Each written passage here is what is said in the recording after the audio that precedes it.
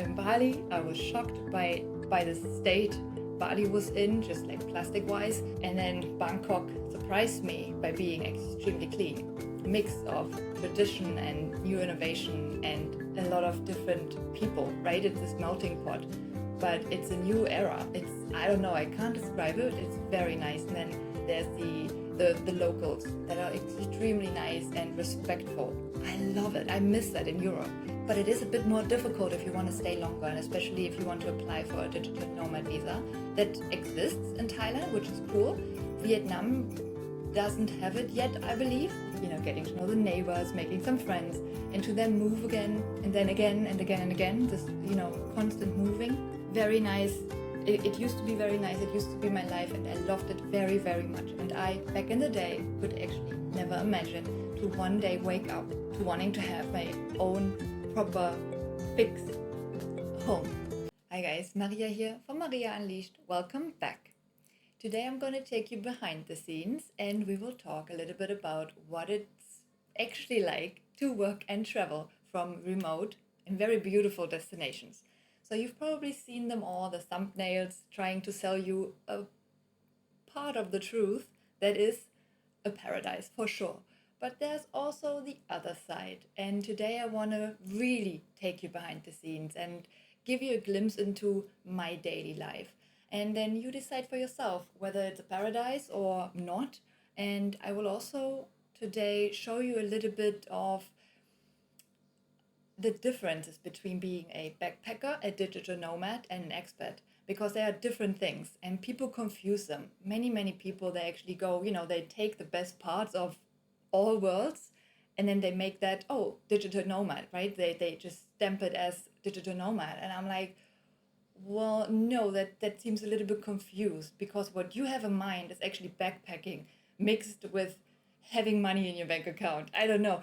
So I'm going to take you into my life and just share a little bit of insight and just daily life examples and experiences, so you get a better idea and understanding of what it's actually like. I will talk about the visa situation, how difficult or not it is to apply for certain types of visas, how long it can take, what happens if you don't get the visa on time, happened before, all the other stuff that is pretty annoying, but very, very important to really sort out beforehand and to think about. But most people don't really talk about these parts because they are not very pretty. And people want to see the highlight reels and not the ugly truth. But not in my channel. I'm going to give you the full truth. And again, you decide whether you like it or not. So let me see, what else am I going to discuss today? Oh yes, also just like in general some pros and cons, because again, it's not just perfect. It's not just annoying. It's everything at once. And you have to really decide what you want it to be. If you are, dreaming about a life of a digital nomad, or, backpacking or work and travel, whatever, it's really important that you for yourself decide, or just write down, or whatever. You don't have to write it down. If people don't like writing, I know they're never going to do it, or they find it annoying, and then, the connection is made to a negative experience. So I don't want that. I want you to do what feels most natural to you. But important is that you do think about these, upcoming issues, and that you answer them for real. Like, don't bullshit yourself, because it's going to be very, very painful if you wake up in a different country and you realize, oh shit, I was actually lying to myself. Now, let's start. Today we are in Bangkok. It's awesome. I have never been before, and I'm going to be honest with you. I was not planning on coming here or anything. It happened. It happened and we went for it. Here we are now. We are in a very, very beautiful Airbnb where we share with the host. So we just booked a room basically. Turns out finding just an empty apartment you can rent for yourself is very, very expensive if you are a foreigner and if you are not a Thai renting for long term. So we went for this one because it's just so sweet and nice and cozy. It's a real home, and it's a real home of a local person. And that's what's really nice, to really dive into their world and see it through their eyes. So that I like a lot. But of course, Today I actually had to ask if it's okay that I set up my workstation here and record a video. And yeah, I haven't done that in a long time. So, as I said, it always comes with ups and downs, but you have to decide whether it's worth it or not. And in this case, it definitely is. And it was the best decision to be here and just to get settled in. But we are not staying for long. It's actually just, we are passing by and we just wanted to, yeah, look at it from the close and just see what Bangkok is like. And to be honest, I was expecting a bit of a shithole. I mean, it's a huge city with a lot of people and even more tourists. And I expected it to be very dirty, to be honest. And it's funny because if you listen to my Bali report, the very first I say it's how dirty it is because I was actually shocked. So people, I knew, right? Because people said, Maria, okay, but you are in Asia, like, expect a little bit of plastic, like at least a little bit. But Bali was just like over the top. It was crazy. It was disgusting. What happened to this paradise island? I don't know. People, people did. Anyway, so I expected some level of that over here.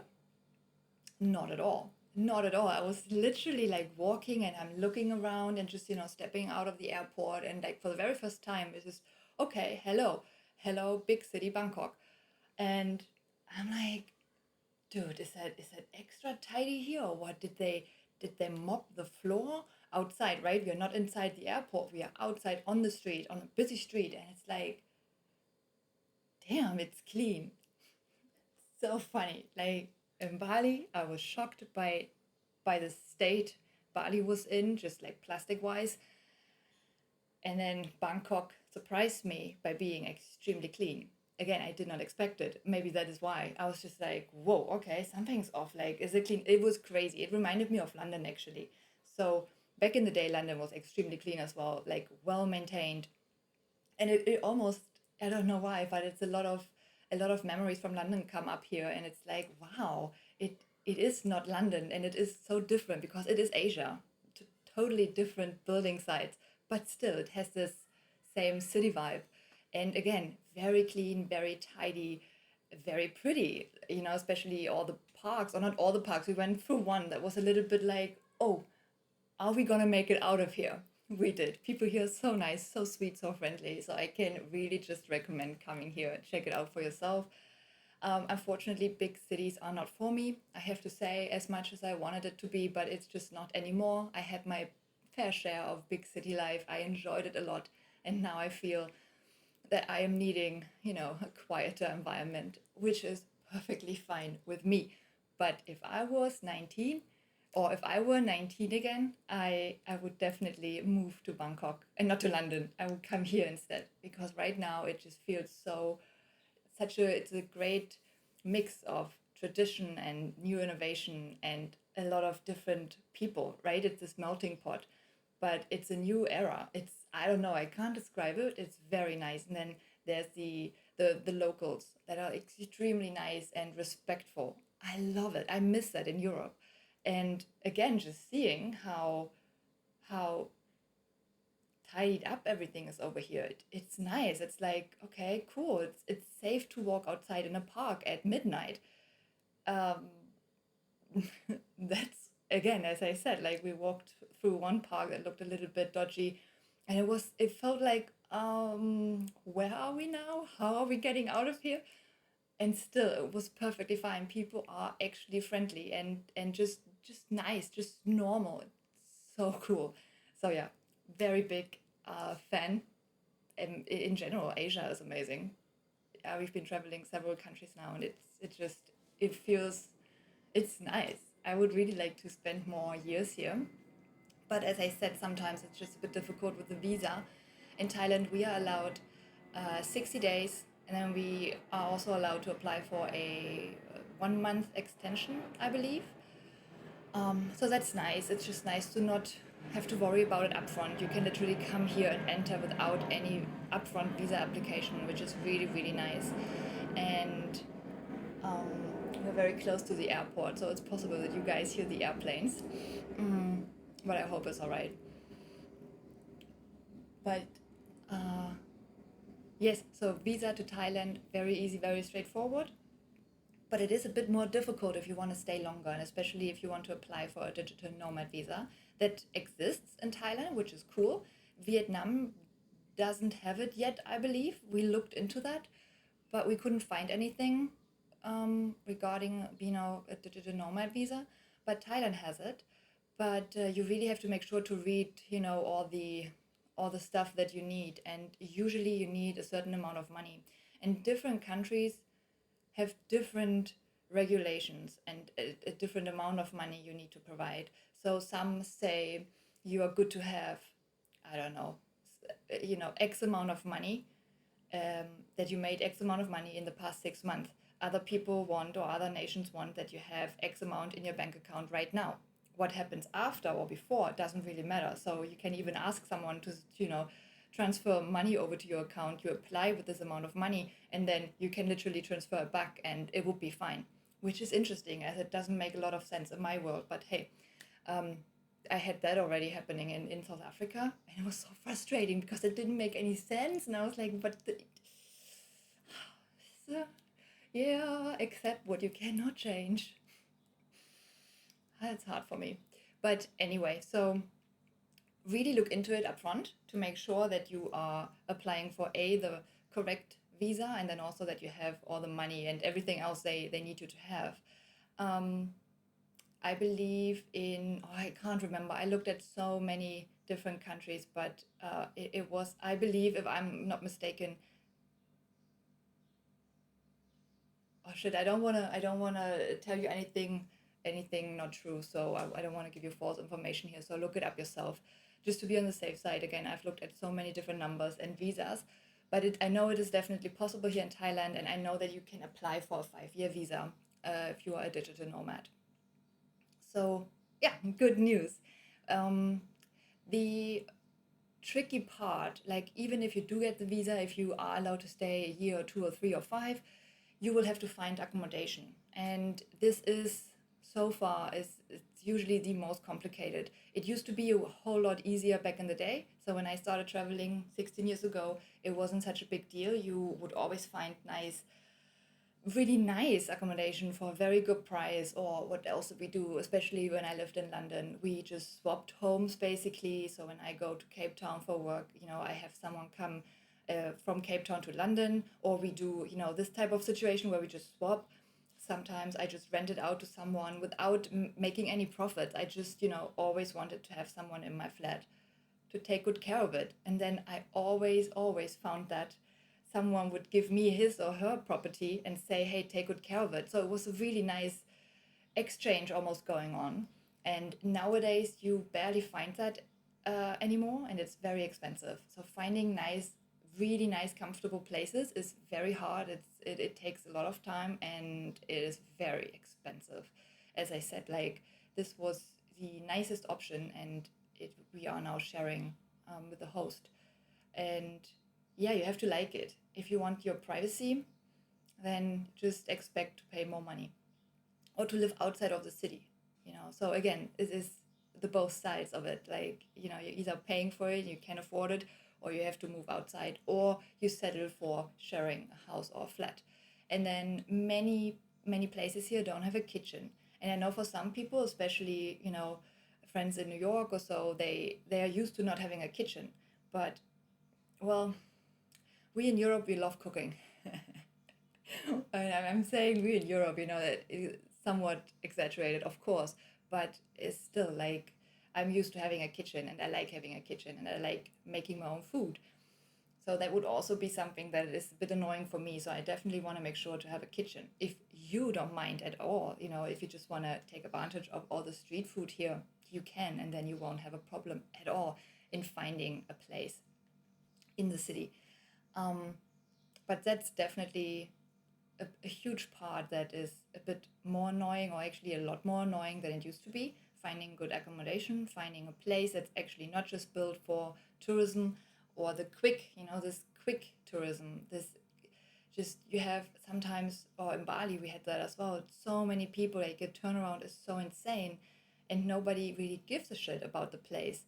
And you can see that, and you can feel it, and it doesn't feel nice, and it doesn't match the surroundings so much. I mean, now it kind of does with all the the way, oh God, Jesus, I'm not going to start again, but yeah, it was shocking. So yeah, you kind of have to bear that in mind. But if you are, if again, if for you, if you just need a bed to stay a safe, in a safe home, you will find a lot of places for sure.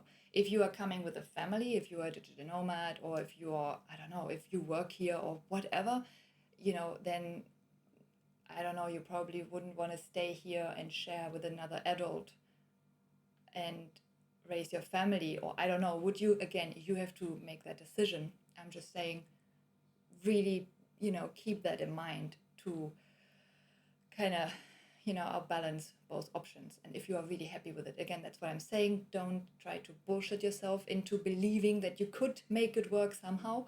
I wouldn't do that. Like, you're all in or not, I would not hustle too hard here, because then in the end, it's probably, it's not gonna end in a happy ending. So I would definitely just make up my mind beforehand and then know exactly what to look for. And I can also say I'm so done settling for less.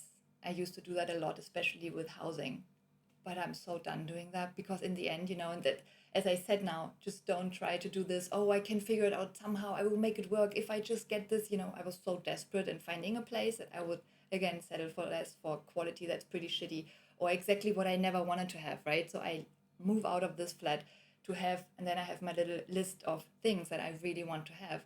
And then let's say in Mallorca, that was suddenly after COVID, it was a spike in just, the rent was just going through the roof. And for very, very shitty accommodation. I'm like, are you insane?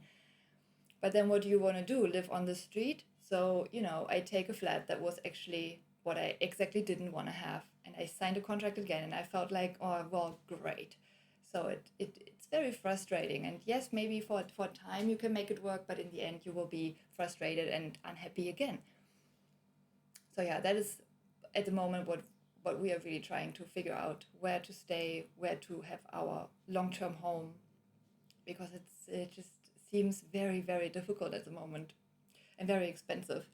But yeah, again, you make up your mind. I would definitely make a list of what's important to you. I mean, really, really important. Then make a list of what can you, what is a nice plus to have, but what would you be okay to, leave out? And then definitely also what you are not okay with. And for this list, I would definitely be very, very strict, because again, otherwise you're just gonna end up being unhappy and frustrated again. One of the other parts, I'm a bit annoyed also, or that's where I'm feeling like, okay, I'm kind of getting into a vibe where I just want to have my own place and my own cleaning products, as crazy as it sounds, but I want to have a home that is healthy. And everywhere we went, except this place now, because again, it is an actual home of someone, but the quality of sheets is 100% plastic. And now imagine you sleep in a room that's maybe not even, equipped with aircon. You are sweating. It's 95% humidity, and you are trying to sleep. And in Vietnam, especially, almost every place we went to had these conditions. And there's sometimes, we also then found a really nice place with an aircon, but still plastic sheets and plastic everything. And it felt so, oh, so uncomfortable. And then I hate the commercial detergent people use. So now I'm lying in this very disgusting sheet that's made of 100% plastic. And I know it, I don't want to sound snobby or what, but really, is it too much to ask for just a basic cotton, linen? I don't know. It can be old. I don't mind old. It can be from your grandma. I don't care. But at least, you're not sweating like a pig. So yeah, that again, like sometimes that can be very, very disgusting. And you feel the difference immediately when you sleep and you find a place that has it, and it's like, oh my gosh, wow, I sleep so much better. And then again, the other side is the commercial cleaning products. Like, it stings so much, and I am especially sensitive, and I know that I'm tricky with that, right? That's why I'm making my own cleaning products, because I know I am very, very tricky when it comes to that. The problem is, it's, you know, these guys are cleaning. Like, I'm not cleaning my own house because, you know, it's Airbnb. So someone comes and there's no way explaining to them how I want to do it. And when I give them my piece of soap, my Aleppo soap, and say, just use that for cleaning, people look at you like, oh no, that's like my grandma used that and she was super poor. It always has this, oh no, we used that 100 years ago when we were all still poor. And now we have this, and that's in the advertisement. And do you see it in the poster over there? We have it now. And it's like, yeah, and it's shit. Hmm. Yeah, you're not making friends like that. Let me tell you that. But yeah, again, it really bothers me. And just for you as well, if you are into that, it's, guys, you are so, you are entitled to being healthy, right? It's, that's not a luxury, it's a necessity. And it's so easy to make. It's very inexpensive, and the side effect is that it's very gentle on your skin, on your, you know, products or fabrics, and it's very gentle on nature. So it's win-win-win. And again, it is also very inexpensive because most people are like, oh, but I want to buy, you know, the fancy expensive stuff, and, you know, blah blah blah. They want to make as much profit with the place as possible, of course. And that's why I'm saying, like, yeah, but now you are spending more money than just using a good, I don't know, natural detergent. And I show you how, if you like. Really, I do. I'm happy to. You get it on the house. Let me show you how it's done. Oh, it's annoying. If you are into that, really definitely look it up. Check out my website if you like. I have a lot of free articles. I have a free resource hub. I have a lot of beginners online courses if you want to get into it, how you just really make your own product at home. Easy, fun, inexpensive, and healthy. You guys, trust me, you will. That's the only downside, actually. You never want to use any other products anymore. So, yeah.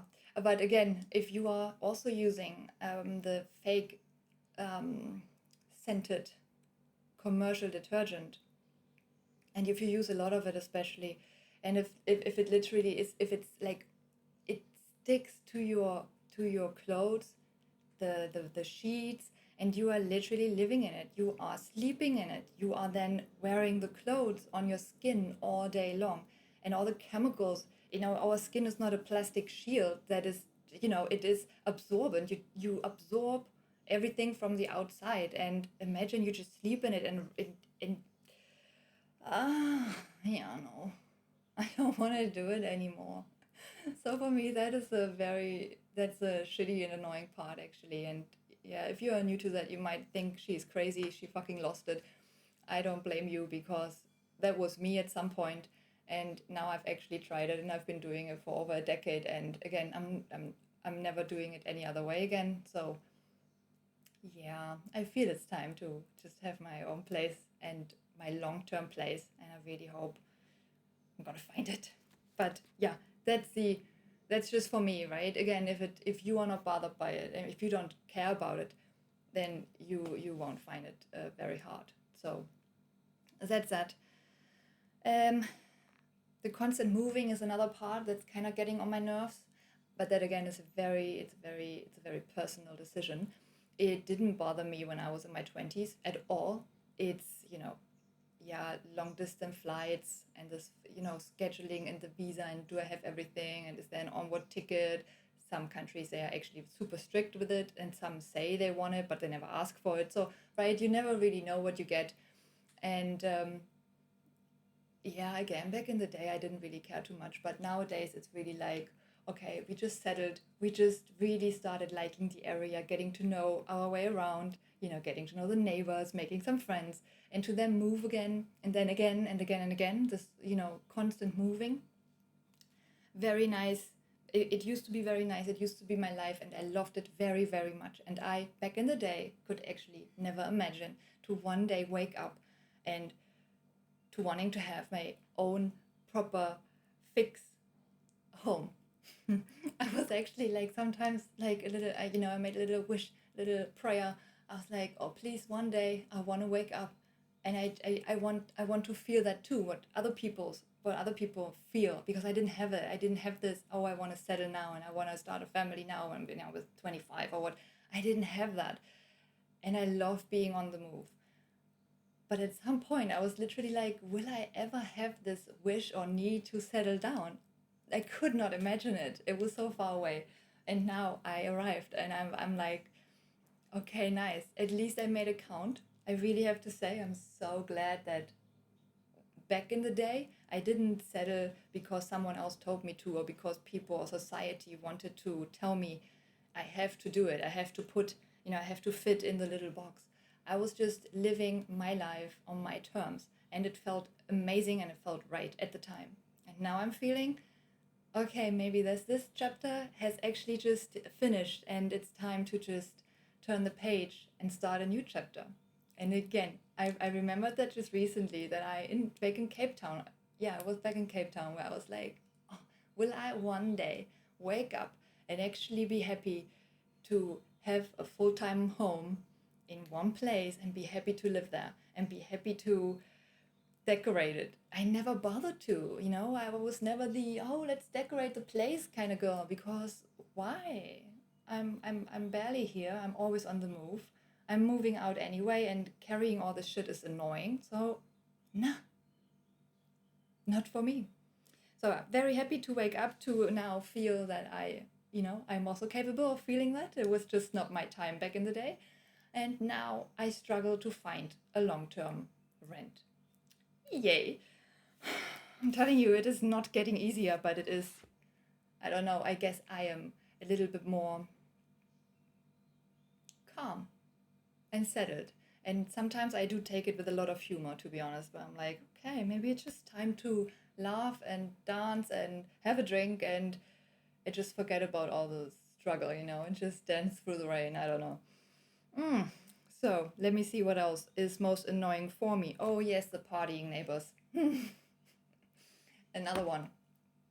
Before we start getting into what it actually means being a digital nomad and a backpacker and an expat. Different things. But in all scenarios, I hate to have partying neighbors or construction sites nearby, just anything with a lot of noise. But you know what? At least the construction sites, they have an end. They have an end in sight, and they also have times. Although in some areas they just work non-stop in Asia. It's crazy. But usually, if it's a residential neighborhood, they stop at a certain point and you get some rest. But if you do work from home, like we do at the moment, and if you do, let's say, want to record videos or have client consultations or whatever, and you need just a few hours of quietness, this can be extremely, again, frustrating because, well, they're not going to stop for you. And then it's not just, maybe one time they're going to say like, okay, cool, we're going to do something quiet for the next 2 hours so you can record your workshop or whatever. But then what happens tomorrow and the day after? So you kind of start all over again. And at some point, it's hard to not wake up feeling already super annoyed and irritated. So yeah, that is what I must say. Like, it happened to us in Vietnam. Both, we had party neighbors and we had a construction site, but that also happened last year in Spain. Oh my gosh, the construction sites are following us. And it's interesting because the amount of buildings they build, I mean, you would guess that they would have some space for us, right? For long-term residents, but no, unfortunately, it's all for just quick in and out Airbnb guests. So, shame, man. I don't know. But yeah, keep that in mind. I just want to say, ask upfront if you do have to do work at home and need some quiet time. I would definitely always make sure to ask the hosts in advance, like, hey, do you guys have a direct construction site? Are you next to a party hostel or hotel? Stuff like that. Ask that. And then also say like, okay, cool, but listen, if it turns out, if I show up and if it turns out to be the other way around, then please, allow me to cancel my stay and give me a or full refund or whatever. I would definitely talk about that upfront. And usually people are very nice, and then they are also okay with letting you go, because you kind of told them upfront, you were honest about it, so it shouldn't be a big deal. But yeah, again, it's definitely worth asking. Same with the party neighbors. Our problem usually is that they only come in for a few days and then they leave again. So we were actually in our building the only party that stayed for several months. And then everybody else was just coming in and out. It was usually like, hey, we just landed, or we are on the move too, or hey, we want just to party in town and need to crash here from time to time. And the annoying part about it is that you have to start communicating this. Hey guys, sorry, I know you want to have a good time, and you should, but guys, we are working here. We have to sleep. It's at 1 a.m. in the morning. Sorry, can you please, cut the noise, or just go into town and knock yourself out. I don't know. And that usually helps. But then again, they leave and new party people arrive and you start all over again. And at some point, it's just like, oh, I can't be asked anymore. Like, please make it stop. So also annoying. So that's definitely better if you live in a community where people live long term, because then, you kind of have to help each other. You can't be the asshole neighbor that's just like completely außer Rand und Band, because then nobody likes you, right? And if you live for long term with like a close community, you want to make sure that you, kind of, you know, just, I don't know, man, just be normal. Just be normal. I don't know. Well, but what is normal? So, uh, oh yeah, one other thing is actually having a comfortable bed. So not just bedding sheets and pillow and stuff, but also having a bed that's big enough. We had that in Spain often, where beds are just so teeny tiny, and it's a double bed, but honestly, only one person could lie in it, and then diagonal, can't pronounce that in English, because otherwise our legs would just hang over. So that was very interesting. Here in Asia, it's funny enough, I expected it to be this way, and it's not. They have like really nice spacious beds over here, so they definitely, prepared for foreigners for sure. And like today, as I said, being in a home, like an actual home of someone, you feel the difference. I sleep so well, and yeah, it's very comfortable. But then there were other places where it's literally a pain. Like it's painful every night. It's like, make it stop. So you never know that upfront. And again, you can be lucky, and you can be not so lucky. And usually you don't really know upfront. And because nowadays everything changes so fast, and most hotels they only exist for a few years, and then there are new ones, you can't really have this, hey, I've been there once and now I'm gonna go there every year for the next 10 years, and you are on the safe side. That's not really, yeah, I don't think you can do that anymore. So you are kind of, you're risking it every time you are booking. But again, there are amazing places out there. You just have to find them. And yeah, sometimes it's just not very nice. And then I really, really want to have my own place. But it is what it is. Well, you guys, so let's quickly clarify what's going on. Because backpacking is usually what people have in mind when they talk about digital nomads. So I have a lot of people who come and say, oh, yeah, I want to do what you do. I'm like, yeah, what do you think it is that I'm doing? And it's very interesting to hear what people think you are doing. And the problem is, and that's a universal issue, people believe that if you live in a warm country, and people back home are in the dark winter in Germany now, and they believe you are on constant holiday. You are not. And obviously you know it. Your colleagues know it. Your friends know it. Everybody who lives your life knows it. But people back home, they don't get it. So that's actually a big one, because people always expect you to, be on holiday, to be available, to, why are you complaining? What? But you are holidaying. I'm like, why would you say I'm holidaying? Are you crazy? I mean, what? Insane. But they have never done it before, so they have no idea what they're talking about. And all they know is being on vacation, going to Mallorca, going to Spain, Italy, to Thailand. So their connection is, oh, I arrive, I get picked up, I'm at the hotel, everybody is, running after me. I just, sit at the table, order amazing food, I'm gonna have everything, and then I'm gonna have a cocktail, and then I'm gonna sleep in tomorrow, and tomorrow it starts all over again. That's a holiday, you guys, and has nothing to do with the real life. You have to work like everybody else. Like if you hate your remote job in Germany, you're probably gonna hate your remote job in Thailand if it is the same job. So, that's not gonna change. If you have issues whatever, there are so many things, so many factors to calculate in. But if you have these issues in Germany, let's say you are extremely jealous and your boyfriend did this and this and that, just by being somewhere else, it's not going to resolve it. Like creating space in this case actually would probably help to just see things a little bit clearer. But whatever you carry inside of you, you will bring it to the next destination. It will still be there. It's just that if you, for instance, you really hate the cold and the dark weather, and it's just, it's like, I miss the sun, I just, I need to see blue sky, then of course, just going to a country that's, just the Mediterranean Sea, it doesn't have to be half around the globe. But yeah, that definitely helps. It helps me. I cannot live in a country that's dark half a year and so disgusting cold and wet, and I don't like it. I love the sun. And it definitely helps me waking up to sunshine, to blue sky and just warm climate, and to see the beach and mountains. It makes me incredibly happy. So if you are the same, then yes, moving locations can definitely help you with that. But again, everything you carry inside of you will pop out there again. So as I said, like if you are unhappy with your living situation, it can be a shitty place in Berlin, or it might as well be a shitty place in Thailand. Trust me, at some point, a shitty place is a shitty place. It doesn't matter where. Because the underlying issue is a different one. So yeah, definitely keep in mind why you want to move, or short term, long term, move to a different country, destination, or whatever, far or close by, it doesn't matter. I would definitely think about my why. Why do I want to leave? Do I just need a little bit of space?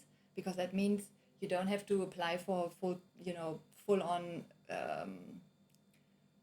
I don't know, green card or what. Maybe, if you just need some space, you can totally go and pick a place or a country where you're allowed to go just with a visitor visa without, all the shizzle up front. You just literally go, take your time, create some space between you and whatever it is, and figure it out. So you don't have to leave everything behind, right? But if you do feel that you want to travel the world, or just want on a small budget and want to live minimal, and you want to just explore who you really are, and you just want to see different cultures and meet different people and eat different amazing street food, Thailand is very good for that. So is Vietnam. And of course, then you're not going to experience that in your little village in God knows where. No, then, take your backpack and off you go. Again, make sure that you do read all the regulations to enter the country, how long you're allowed to stay, all of that, because many people, they don't even bother, and then they arrive and it's like, oh, I didn't know. Well, yeah. So I'm just saying. And then backpacking from A to B and being on the move and just, traveling very light is a different thing to what I'm doing right now. Even though we do travel very light, we also have a backpack, but we obviously also have a small bag with the equipment. So, but with the equipment bag and the big backpack, I would, for instance, never be able to travel on a motorbike. In Vietnam, I would have loved to go out into the countryside and just see the countryside. But most people do that on a motorbike. But then with all the luggage, what do, right? So I'm just saying, really make sure that you understand what it is that you are trying to do, or the idea you're having, and then run it through in your mind. Don't just come and pack, 3 suitcases full of stuff and wanting to go on a motorbike trip. That it makes no sense. Or, yeah, really, any scenario is, I hope, I'm sweating my ass off here. It's so hot. I can't run the AC because it's too loud. So, I'm dying. I'm gonna make it quick, but yeah, make sure to really find your why. Be honest. Yes, be honest with yourself. No bullshitting. No. And then literally just play by the rules. So every country will let you know, you have to say, hey, I'm from, and then whatever passport you have, that is actually a huge difference where you are from. My passport is thankfully extremely strong, so I do get to enjoy 2 months visa-free in Thailand, which is amazing. And then they, again, will let you know what the regulations are for your country. And then you just, you have to play by the rules. And I definitely recommend you do it. Be fair and square, be legal, be on the legal side, because you don't want to have these issues when you're in the country, and you don't want to be banned from the country, and all of that can happen if you are not playing by the rules. So you've heard it now. And then being an expat is another story for me, because for me, when I live somewhere for a long term, like at least 1 year, 1, 3, 5 years, that to me is neither digital nomad, and it's neither being a backpacker. It is a different thing. That just means you have your permanent residence in a different country, but everything else is set up just exactly as it was in your country, right? You just started a life in a different country, but the rest is the same. So you're still going to work, or you work from home, or whatever your setup is.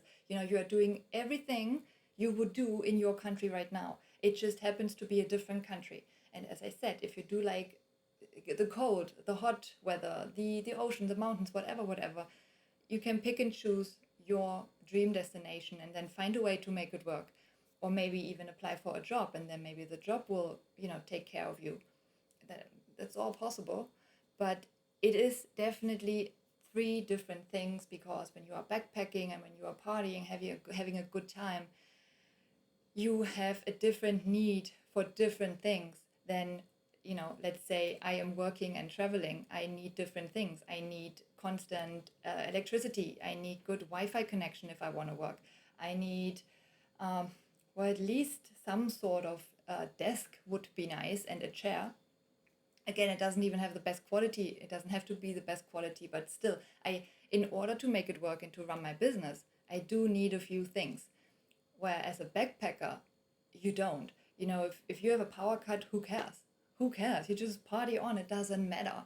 Or if you want to, let's say you have a power outage and it lasts for a few days, you can easily say, okay, bye, I'm off to the next location. And it's, it doesn't do anything. Like for me, I have to really also look at the time difference. I can't just leave the country and go elsewhere when I already have clients scheduled on certain times, right? So I have more responsibility like that. I really have to make sure to be there for them. And I can't just fuck around like, when you are 20 years old backpacking. So just saying, make sure you understand the why behind your travel, what it is you want to do. Whether you want to just move permanently to a different country, that's one scenario. Being a digital nomad is another scenario. And being a backpacker, different scenario.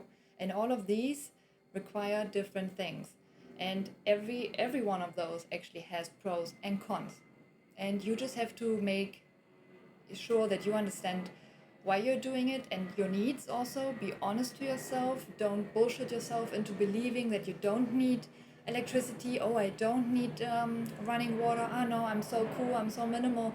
And then I've seen so many people at a breaking point, because turns out they do need it. And guys, it's okay. It's okay to need electricity. It's okay to need water. It's okay. And if you say, Maria, but I need a jacuzzi, otherwise I can't be happy. Well, great for you that you could actually, what's the word? Fuck me. My brain is fried. Oh shit, I have to, okay, I have to cut here now for a second. Okay, give me a second. Identify is the word I was looking for. It's great that you could identify your need. It's good. And it doesn't matter if people say, oh, but you are too posh if you need that, and oh, blah, blah, blah. I don't care, because it only matters what you need, and you need to understand what you need and then communicate it to the people, especially those close to you. Everybody else, who cares? My opinion. But make sure that you are okay. Make sure that you understand what you need and what you want. And then you figure it out from there. Okay, guys, that's it. Over and out. I am melting away. Thanks for joining in. I probably look like shit. I'm sorry. Next time, I don't know, maybe on the beach the next time with the breeze going on. Thank you for watching. If you have a question, if you want to share your story, feel free. I would love to hear it. If you have a tip, a recommendation for us, let me know in the comments, or it depends where you are from, tuning in from. Follow along if you liked it, if you find this content interesting, valuable, or just a little bit entertaining. Give me the thumbs up, give me a like, follow me along, and I will see you in the next one. Thank you.